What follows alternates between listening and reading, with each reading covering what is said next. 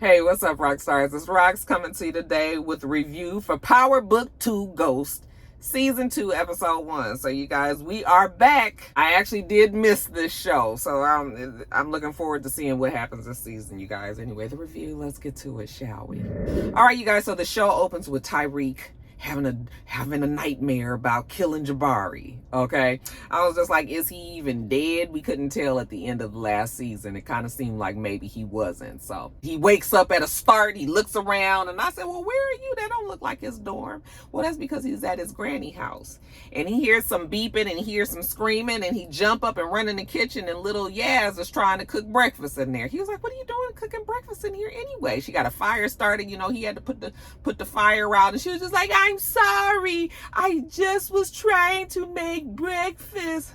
Child, where y'all be finding these little kids that can't act? Bless their heart. But anyway, the little girl was trying to cook, okay? And she up here trying to take care of her and Granny, evidently. And Tariq was like, you shouldn't even be in here doing that by yourself anyway. So Granny come in there and she was just like, what's going on, girl? You trying to burn the house down? And she go over there, taste the bacon, and it's burnt, and she's like, that girl know I want my bacon, So she's fussing, and he was just like, Grandma, she shouldn't be in here doing this anyway. And she was like, what's the big deal? I was cooking when I was her age. And she was just like, and when did you come over here? Just coming over here, saving the day? And he was just like, Grandma, I got here last night, like at 8 o'clock. You don't remember? And she was just like, oh, yeah. Okay.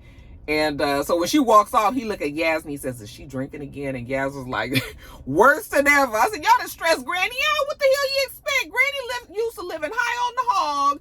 Y'all done killed ghosts. And now she ain't got no money. Okay, now her damn daughter is on the run. I mean, not on the run, but on witness protection. She got to be taken care of. Yasmin, her nerves bad. Okay, so the lady been drinking. So now Yaz wants Tariq to stay there with her. Like, can you stay here with me? She ain't trying to be here with drunk Granny the whole time. And now we see Auntie Monet is in her house, and she's doing some work, and then she hears some noises, so she get up, she get her gun, and she walking down the hallway, kind of looking down the stairs, and Diane comes out, and she was just like, we're going back in the room. If I don't come back up here in 5 minutes, you get your shit and you go out the window. Okay, but Auntie got this. Okay, so she going down the stairs, she looking, she got her gun pointed out, and then when she gets to the kitchen, we see it's just Drew in there tinkering around in the kitchen. She was like, boy, you almost scared me halfway to damn death. He dropping shit around there, and of course he's still salty that he got shot, and I'm assuming he still blames Auntie Mama. So he's funky to his mama, and he talked to her kind of any old kind of way, and she's just frustrated and worried about her son and all of that. So she tell Diane to help him pick up this shit, and she walk out the room, and Diane was like, you can't blame Mom, she really is worried about you and all of that. And he just sort of like, she the reason why I got shot. So he intends on making the mama feel bad the whole time. Now we see Kane. Kane, remember, is working on the other side because Auntie didn't put him out, and she ain't told him to don't come around here no more, and she ain't got no time for him. And if he gets tripping, and if her kids end up being dead because of him, is she gonna shoot his ass herself? Y'all remember all of that, right? So she's pissed about what happened to Drew, her golden child. So Kane is working on the other side. We see him walking with that guy. Who is that guy? I don't know who the guy is. I couldn't remember him from last season. I'm not sure if we even know him from last season. I did recognize the other guy from the GTG or whatever the name of the damn gang was, but I just, I didn't know who this Puerto Rican, this black Puerto Rican guy was. And, so anyway, they walking down the way, and Kane is telling them who his dad is, and his dad was locked away, and Kane ain't even really sure who he is. It's like, are you 5'0", are you a police? Why don't you know where my dad is, and all of this? And so while they walking down this alley, here come the ops from the other side. They come and they gonna ambush them in this alley. They got their guns drawn, freeze, nigga, you guys killed whatever the man name is, that he was down with GTG.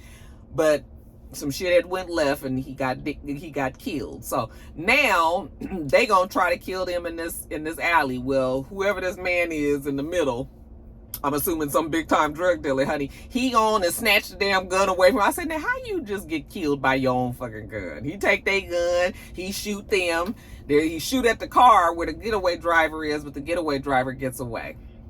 So the guy from GTG tells Kane, well, at least we know he ain't no cop. We see our favorite crooked lawyer, maybe not quite crooked, but not all the way right lawyer, you know, Davis. And I was like, oh, look at that method man.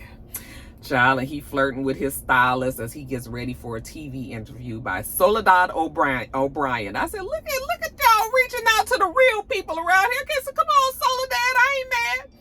So while she comes in there and, you know, she thanks him for the interview that they're about to have, then here come Overly Dedicated. Okay, and she was like, oh, I understand that you guys are working together. He's one of the associates. And Overly Dedicated was like, no, you sold me on a partnership deal. Okay, we supposed to be partners. And Davis was like, oh, you know what, it's Davis and Associates. You are associates. That's the Overly Dedicated can't be too choosy these days. So yeah, you just associates right now. But anyway, we got to get Overly Dedicated, you know, together, you know, because Davis is gonna be sharp. You got to look the part. You got to look successful. You got to look like you got money. You got to look like, you know, because you're gonna be on the TV and you're gonna be with me and all of this. So we got to get you right. So yeah, he's trying to work with Overly Dedicated. Oh, I forgot to tell you guys that Tariq calls him and tells him that he got to get in touch with his mom. You know, can you get in touch with her because it has something to do with the sister? And he says he'll do what he can do. And then when he's talking to Overly Dedicated, he was like, do you know where Tasha is? And he was like, I don't know. And if I did know, I wouldn't tell you. And Overly Dedicated seems to think that Tariq would kill Tasha. Absolutely no way he would do that, you know. But yeah, Overly Dedicated and Davis, I'm going to see how that team works out. Then we see that dumbass Zeke. I said, oh, he's still around, you know. He's working, it looks like he's working with a basketball coach, like a fitness basketball coach, you know, working on different routines and things on the court. And when he finishes, the guy was telling him how he's doing very well. But he's been on academic suspension, so he hasn't been playing basketball, which means that he hasn't been as sharp as he thinks he, you know, could have been, you know. So this guy is like, you just gotta, you know, hunker down basically and get it going. But he's not ready really anymore because he hasn't really been playing. So everybody is still around. We still got our same group of people minus Tasha. I was like, oh, is Tasha gonna be gone? Because she wasn't even in the credits. So I was like, oh, Naturi looks like she is completely off this season. See Tariq. He's at school with Mel Gibson, and, you know, his friend is still the same. Happy-go-lucky, still wants to be in a drug deal, you know, still wants to be Tariq's best friend, you know, tells Tariq he wants him to come with him to some sort of celebration that his family is having for him. I guess it's some sort of promotion in the family, as, you know, as the boys in the family, you know, when they, I guess, consider them men being in college and all that, like he wants Tariq to come. And Tariq was just like, oh, you just want me to come and take some of the heat off of you. Okay, yes, can you please come? I was like, isn't it interesting that you would want Tariq around your big mouth brother who don't clearly like Tariq and could make things really difficult for you? Like, this is weird. So Tariq says, maybe we'll see. Okay, so he goes on to school and he sees, what's the annoying girl from his class?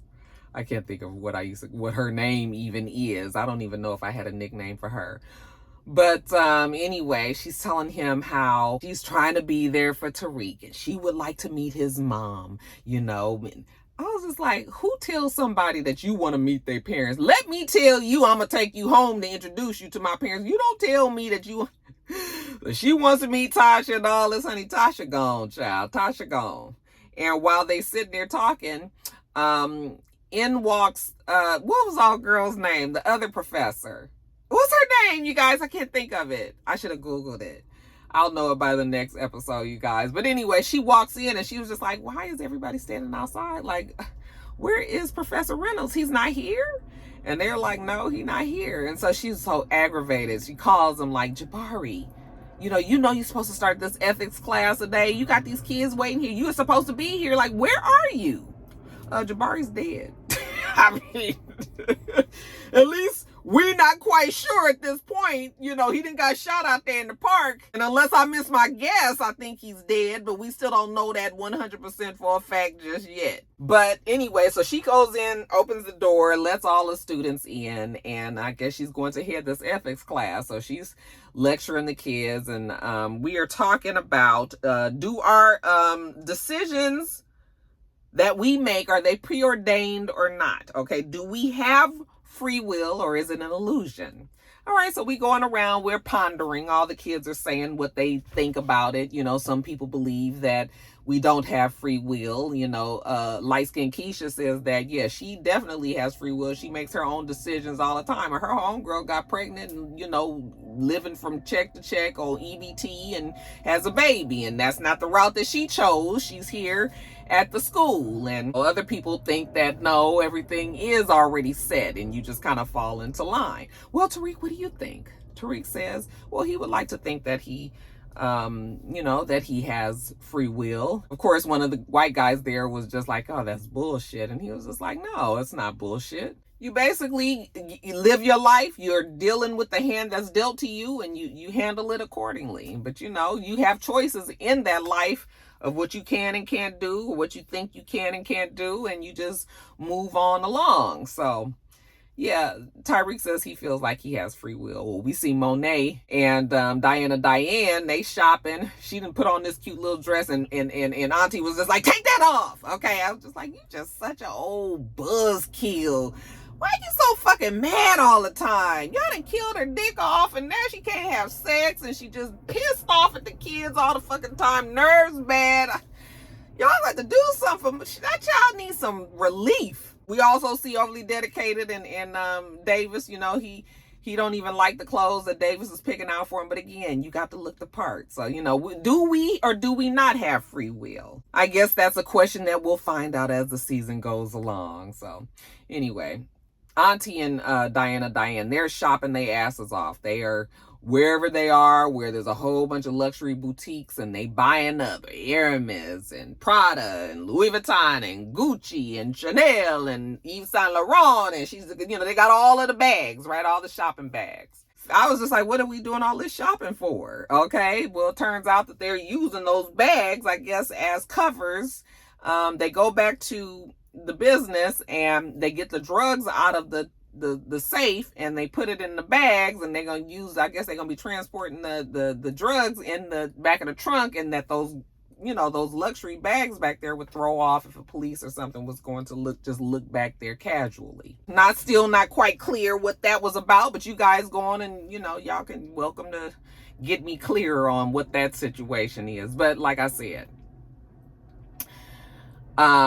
they go out and do some more shopping, it looks like. But of course, Auntie don't tell Diane, you know, when they pull up somewhere, she was just like, you stay in the car, I'll be right back, you know. And so Diane is sitting in the car waiting on her to come out. And when she finally comes out, she sees the police pull up. Now, Diane is parked in a fucking parking, that's not a parking space. You just right in front of the store. And the police is telling her that she got to move.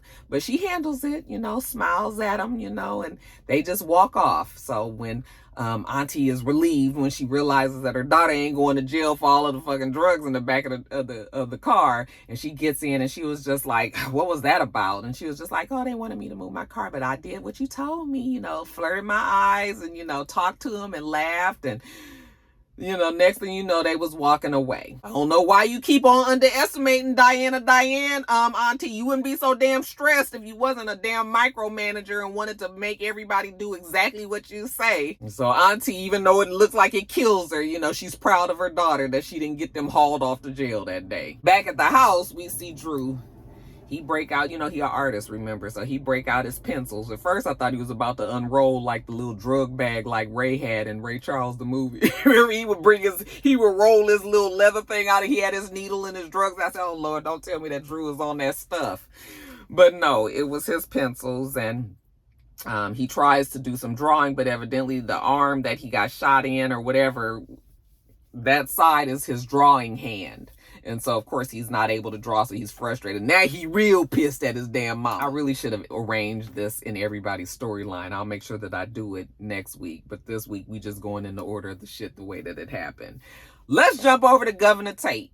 So Governor Tate is not Governor Tate. All right. He's a drunken man. He is still, I guess, a councilman, maybe. He is depressed. He's over at his brother's house, sleeping on his couch, drinking all the time. And the brother's over. Like, nigga, we is Tates. Ain't nobody got time for you to be sitting up here drunk all in my house all the time. You need to figure out a plan, and you need to execute that plan. You need to get the hell up out of my house. Tate is feeling bad for himself. Rashad is saying that, nobody helps him and all of this. Well, nigga, help yourself. All right.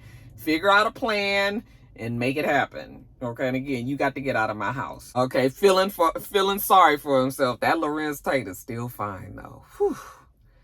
That boy don't age. He looked like a baby though. He just looked like a baby, but he is still good looking. Anyway, y'all, that's neither here nor there. Mel Gibson's little celebration. So Tariq ends up going with him to the function. And when he walks up, his father is outside all proud with his keys in the air. He's giving him a car. This here is for you, son. Like I said, it's the promotion from the boy to the man in the family or whatever. And evidently the father is in some sort of like secret society. So I guess that's really what this is about. The son maybe getting accepted into that child. I don't know.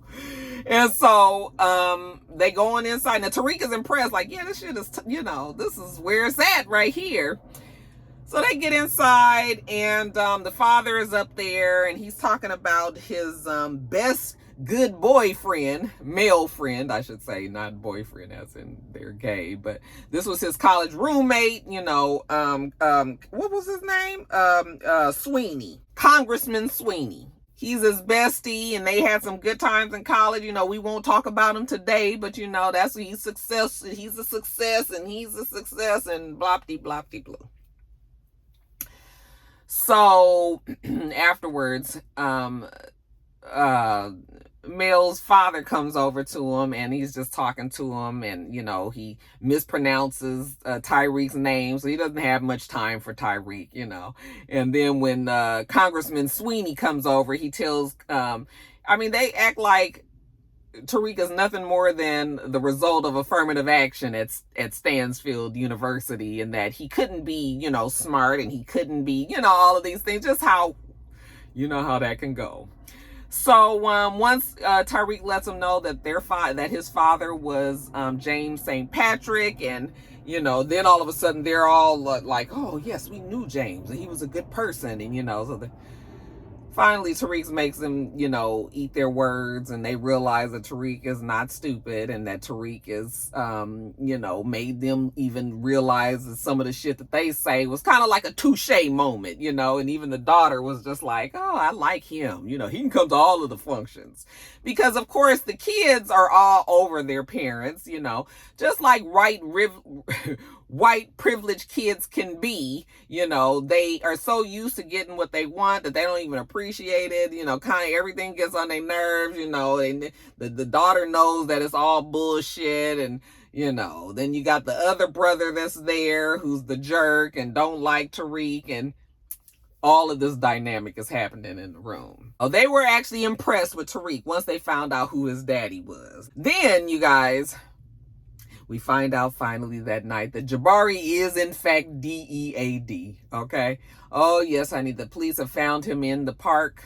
They don't know who he is at the moment, but they found this dead man with a bullet hole in his head in the park.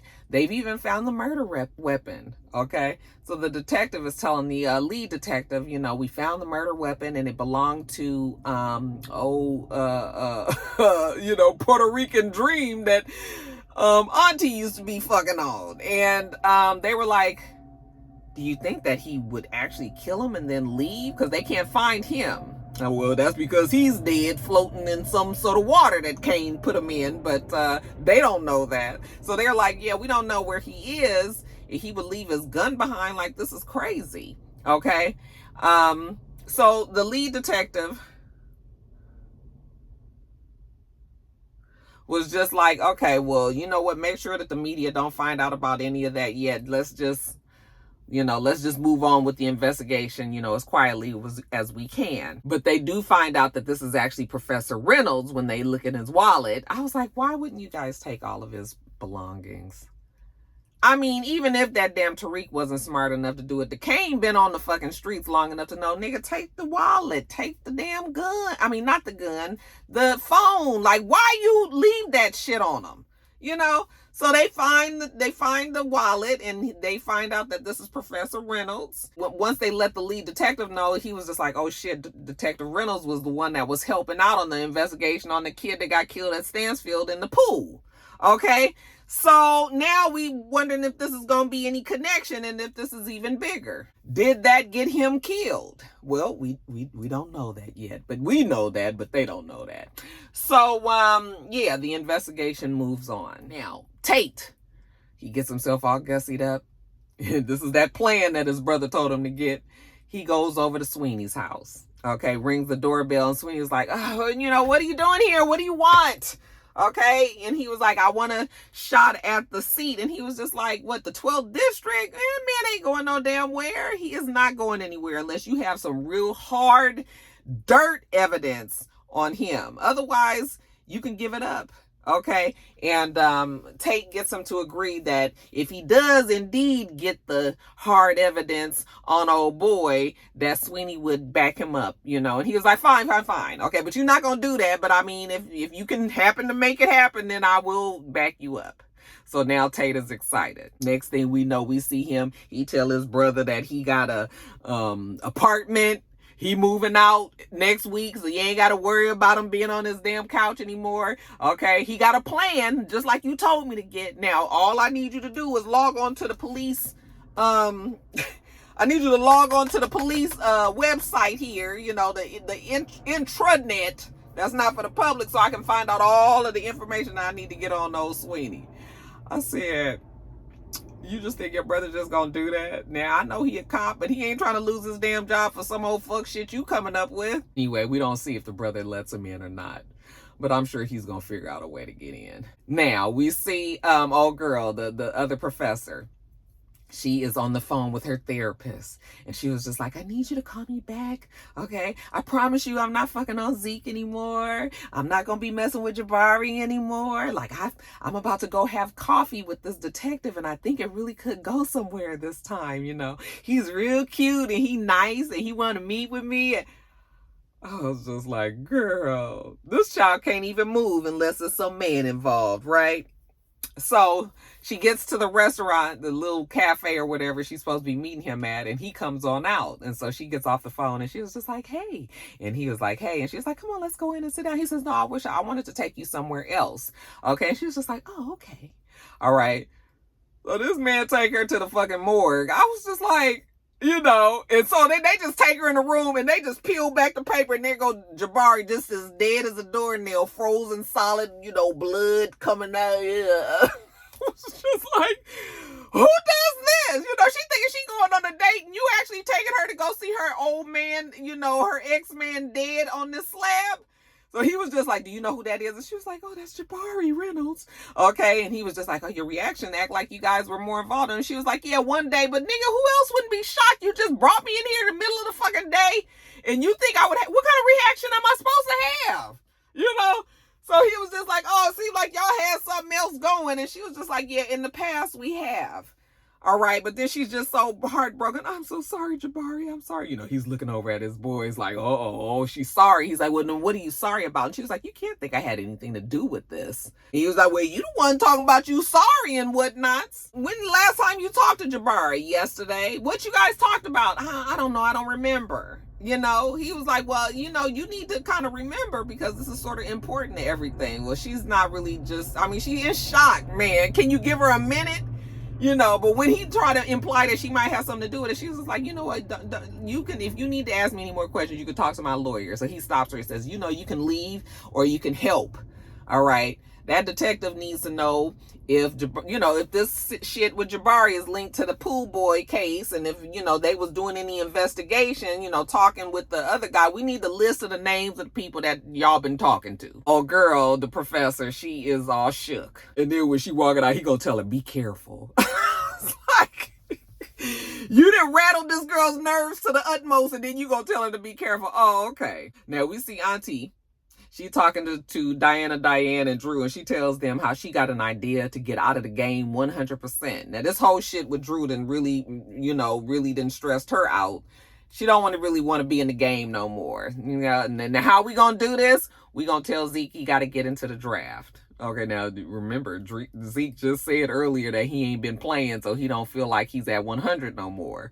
But she was just like, yeah, he got to get in the draft. He got to get drafted. We going to follow him wherever he go. Basically, we riding this nigga's coattails. He going to be rich, and we going to be the family he can hire us on for something. But all I know is he fixing to get in the NBA. Well, is that what Zeke want to do? It don't matter. She don't give a damn what Zeke want. This is what the family needs. Zeke don't really have no choice in all of this. But you guys know the news spreads real fast that Jabari is dead, and all of the students find out on campus, and now Tariq, when he finds out, he got to act surprised too. And everybody is just so upset about it. Here come the classmate. What is her damn name? I can't think of it. But she come over to his dorm room. I'm just still so upset about, Professor Jabari, like Professor Reynolds, who would want to kill him? And, Tariq was just sort of like, well, me, Kane, She was just like, you don't even seem upset about it. He was like, girl, look. Do you know my daddy dead? I saw my sister get killed. I killed my damn daddy. I done been around so much death in my life. Like, this is nothing. I don't really care about what happened to Professor Reynolds. It's just like, oh yeah, that's right. I can imagine, the things that you've been through. But you know what? She wants to be there for him. I was like, I bet you do. And of course, Tariq is going to play that up. I mean, why not get your little ass if you can? Sympathy ass is better than no ass at all. So they start kissing, but right in the middle of the kissing, then he gets a text message, and it's from Kane. They needs to meet him right away. So he's like, oh, I'm sorry, I gotta go. And I was like, I guess a sympathy ass ain't really that important. He probably wants some other ass anyway. He gets up and leaves, and she's just sort of like, oh, every time she thinks it's gonna happen, it just don't happen. So he goes and meets Kane out in the outside. And Kane was like, what's up with this? He all over the news. You said that. Fool, did you not think that they was going to put this man on the news? This is a teacher at a prestigious university and that's dead in the park, and you didn't think that they was going to talk. You didn't say it was going to be all on the news. Kane is all getting scared and upset. And Tariq was like, will you calm down? It's going to be fine. Nobody's going to find out about it. That's why we left the gun there. Just relax. While he there, he get a text message from Auntie. She wanted him to come over for dinner. Because when she found out that Jabari was dead, she was just like, what y'all know about this? Talking to Diana and Drew. And they don't know. And she was just like, okay, somebody got this shit is a little too close to the home. Okay, so Auntie got her good eye now on Tariq. So she sends him that text message. She tells his ass to come on over for dinner.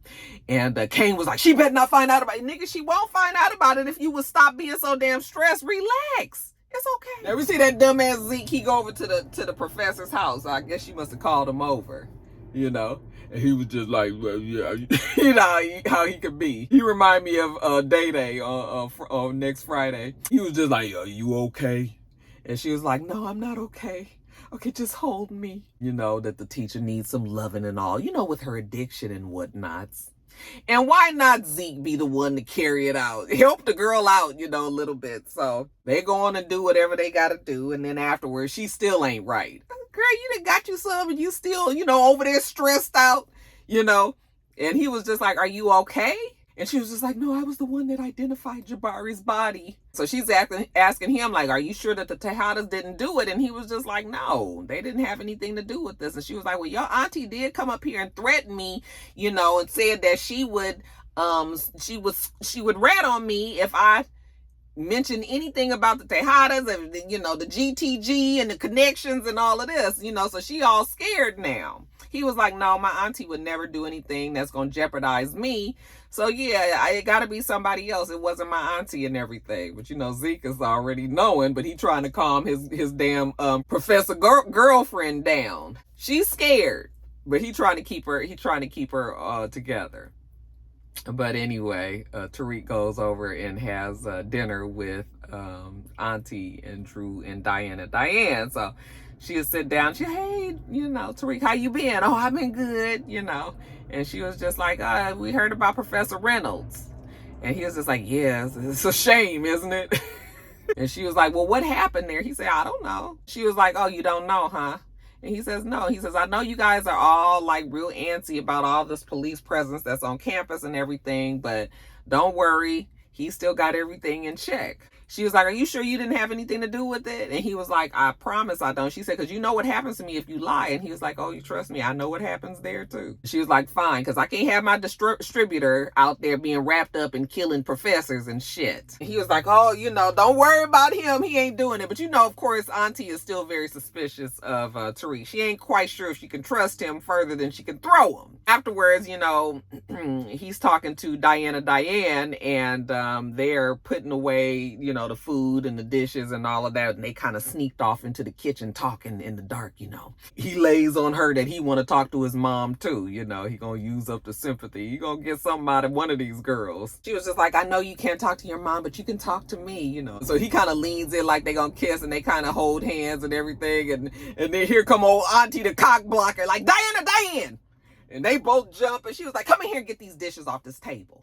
I said, girl, you sure is. I'm telling you. We're going to have to get her a new man soon. So Tariq and Diane, they say that they will meet each other later. Anyway, he got to go talk with Mel Gibson anyway. So he meets with Mel. He has the drugs. He tells Mel, that they back in business. We're going to sell this shit all off. It's all in the back of the car. Mel was just like, he is a little concerned about all of the shit in the backseat. And Tariq was like, you white, you privileged, you rich, and you in a nice car. Like, nothing's gonna happen. You ain't got to worry about it. Now, jumping back over to Kane. Kane is with the man, whoever the man is.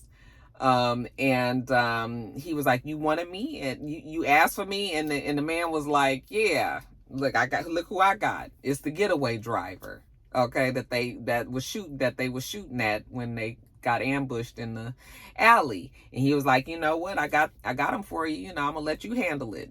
Go over there and handle your business. So Kane goes over there. He got the gun that the man just gave him. I guess he's supposed to blow his brains out, but Tariq was like, honey, I can kill his ass with my bare hands. So he uncuts him. Like, we gonna fight. Get up, fool. I'll kill you with my hands. So anyway, child, they get into this fight, and it's looking pretty good, that Kane is gonna win. And then the next thing you know, he break old boy's neck. I was like, oh, Kane is real ruthless. Like, I can kill a nigga with these hands. Okay, I don't even need a bullet. Okay, like you said in Friday, you live to see another day. Well, not always, do you? That day he didn't get to live and see another one, but okay. He was like, that's who I am, fool. So next thing you know, I guess they were in a hangar or something. Kane, I'm still so confused on this guy. You guys really gonna have to explain it to me, because I don't know where he came from. It looked like on the plane it's a whole bunch of drugs. And when Kane sees him, the guy was like, well, you know what you doing in my shit, basically? Give me a reason why I shouldn't kill you right now. Okay, well, I just showed you what I did. I just killed old boy with my hands. Like, what else do you want me to prove? And he was like, oh, it's gonna take way more for me to start trusting you. Oh, okay. I guess we got plenty of necks to break out there. Get ready. Diane and Drew are talking, and he's salty and he's mad. He can't draw and he can't do nothing. And he don't want to go with Zeke to be in no NBA. He don't want to be Zeke's bitch and all of that. So, he's still mad at Auntie Mama, and he don't want to have shit to do with her. And he's like, it's time for us to start making our own damn decisions. Okay, Drew is about to turn on that mama. You can see it coming. Now, Tariq, now that the family has accepted him into the fold, I suppose, Mel has invited him to go deer hunting with the family. Okay. And so they're all out in the woods, and there's a deer, and somebody shoots, and shit almost hits Tariq. All right. So shit goes a little left. And of course, it's that brother. That brother looked like he almost wanted to kill Tariq. But anyway, Tariq jumps up and runs out there. And when he comes up on the deer, he sees the deer dead, or just, severely maimed. He's not dead yet. And he's looking at it, and he's starting. I said, now, don't take this time to have a breakdown, okay? All he could see is his dad shot on the ground. All he could see is Jabari shot on the ground. Like, all this is too much for him, okay? And, you know, they run up and they were like, you know, of course, Mel was pissed at his brother, like, fuck Dick Cheney, you could have killed him, you know, I'm sorry, you know. So they were like, okay, well, Tariq can take the you know, the life-ending shot, you know, going and put the poor dear out of his misery. But Tariq is still frozen, so Mel actually shoots him. Okay, so like everybody can get off of Tariq's back, but this is a little too much for Tariq. Okay, Tariq got to go. Now, Auntie Mama goes to talk to Zeke. And he was just like, well, were you the one that, you know, threatened my teacher? And she was just like, yeah, I went and told that bitch what time it was. And he was just like, you shouldn't have said anything because now she out there, you know, I told you she didn't know anything. And now she's, you know, wondering if this had anything to do with the Tejadas and all of that. Remember, they was looking into the pool murder. We didn't need nothing else to bring no attention on this. And he was like, did you have anything to do with Jabari Reynolds getting killed? And she was just like, no, I didn't. But you know what? Auntie Mama ain't here to discuss none of that. Listen, boy, you're going to have to go pro. And he's steady trying to tell her like, well, Auntie, I can't. And she was just like, no, it don't matter. I need you to get your fucking head in the game. Whatever you about to tell me, it does not matter. You going to enter into the draft. You going to get drafted. We going to leave this drug thing alone. We all going to hang on to your coattails. Okay. Oh, well, Auntie, I don't know. You know, considering he's been on academic suspension, he ain't been playing. And he ain't got the confidence to play either. So I don't know if you're going to get picked up on that draft. Not right away anyway. And then when Auntie goes home, you know, she's working again. And then all of a sudden she hears a bunch of scratching and shit at the door again. It's like, oh, okay, not again. Somebody trying to break in his house. Auntie got to get her gun and she got to go to the door. And then she sees this Kane like, oh, boy, it's you. And he like, Mom, open the door. We need to talk. When he see the gun, he's like, Mom, really a gun? Okay, come on, open the door. I need to talk to you. You know, she's just looking at him and she turned away. Wait, Mom, don't walk away. Don't walk away, Mom. Wait, I need to talk to you. Open the door. And she just walks away and ignores him. Okay, so when he turns around and goes back to his car, gets in the car, drives off, then we see that old boy, whoever that man is that I don't know, was following him and watching it. He looks up and he sees that Auntie is in her bedroom. He sees the light come on in the window, and he just sort of like, now what's this about? We see Davis, I was about to call him Method Man, but he has to be Method Man when you see Red Man on the screen with him, right? I was just like, oh, okay. So he goes to visit his brother, who is Red Man, in the jail. And you know, he tells him like he's gonna help him get him out of jail because he hired Overly Dedicated, and you know, Overly Dedicated has connections and everything. He gonna get him out of jail. He is not about to die in this jail. Okay, so it looks like we done brought his homeboy. I said, that's right, it ain't no fun unless the homies have one. Everybody get paid. Okay, take care of everybody. We got Red Man and we got Method Man. Bitch, I wasn't mad. And then lastly, you guys, Tariq, he's at home. He's looking at his phone. He's in his dorm, I mean. He's looking at his phone. And he's looking at the last text message that he got from his mom. You know, be safe, baby. I love you. And then the phone rings. And he picks it up, but he doesn't say anything. And the person on the other end doesn't say anything, but we see that it's the detective that's leading the investigation on Jabari Reynolds getting killed.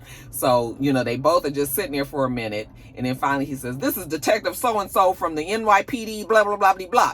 Who is this I'm speaking with? And Tariq hangs up the phone, and then he, like, takes the battery out and throws the phone, and the guy looks over, the detective looks over at his partner. He's like, did you get that? And he was just like, yeah. He said, it's pinged at Stansfield University. He was just like, okay.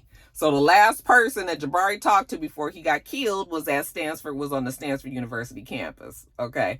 And I said, Tariq, like I said, you guys didn't take the damn phone. You didn't take his wallet. Y'all might as well have left the damn road map to you, you know? So now, of course, Tariq he's spooked. They might be on to him. All right, you guys, that is it. Let me get on off of here, get these edited, and up to you. Make sure that you rate, comment, and subscribe to the channel. I'm itsrox. The channel is itsrox. Everything else I do will be in the bottom bar. All right, that's Joe back there. All right. So I hope you have a wonderful, wonderful rest of your day, and I plan on doing the same. Till next time, rock stars. Bye.